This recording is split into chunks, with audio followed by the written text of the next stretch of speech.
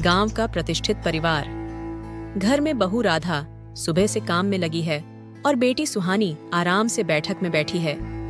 सरला देवी, घर की मालकिन, अपनी बेटी से हंस हंस कर बातें कर रही हैं, जबकि बहू से केवल काम करवा रही हैं।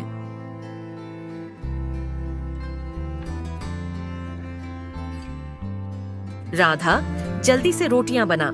इतनी देर क्यों लगा रही है? बस माँ जी, हो गई। माँ, इस बार शहर से नया सूट लाऊंगी। बिल्कुल बेटा, और साथ में चूड़ियां भी ले आना। माँ जी, क्या मैं भी एक नई साड़ी ले सकती हूँ? तेरे नसीब में पुरानी साड़ी ही है। बहू होकर इतनी मांग क्यों? राधा दुखी हो जाती है और किचन में चली जाती है।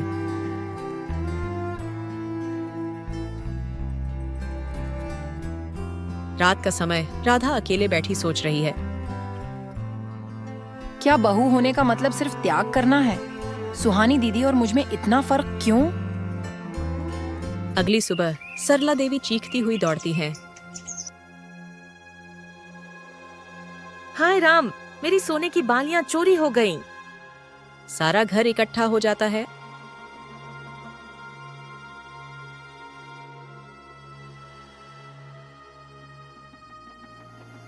क्या चोरी हो गई?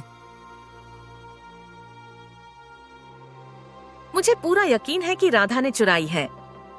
माँ जी, मैंने कुछ नहीं किया। तो क्या बालियां हवा में उड़ गईं? राधा की आंखों में आंसू आ जाते हैं। आप चाहें तो मेरी तलाशी ले सकती हैं। सरला देवी गुस्से में राधा के कमरे की तलाशी लेती है, लेकिन वहां कुछ नहीं मिलता। माँ, बिना सबूत किसी पर इल्जाम लगाना ठीक नहीं। तुझे कुछ नहीं पता? बहुएं लालची होती हैं। सब चुप हो जाते हैं। इसी बीच नौकरानी दौड़कर आती है। मालकिन, आपकी सोने की बालियां आपकी अलमारी में ही थीं। सबके चेहरे उतर जाते हैं। माँ, आपने बिना सबूत के राधा भाभी को चोर बना दिया। मैंने हमेशा इस घर को अपना माना, फिर मेरे साथ यह अन्याय क्यों? सरला देवी को अपनी गलती का एहसास होता है। बहू, हमने बहुत गलत किया, हमें माफ कर दो। जब कोई बेटी बहू बनती है तो उसे पराया क्यों समझा जाता है? ये सवाल सबके दिलों को छू जाता है। सरला देवी सोच में पड़ जाती है। तभी राधा अपने कमरे में जाने लगती है।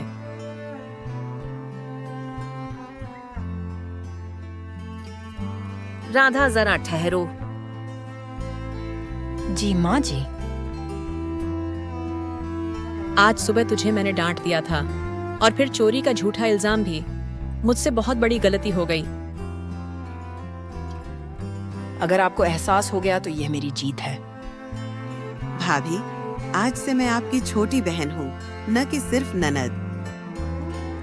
सन और आज से इस घर में बहू और बेटी का कोई फर्क नहीं होगा। सबके चेहरे पर मुस्कान आ जाती है।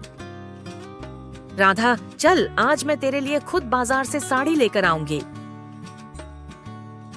राधा यह सुनकर भावुक हो जाती है और पहली बार सरला देवी के गले लगती है।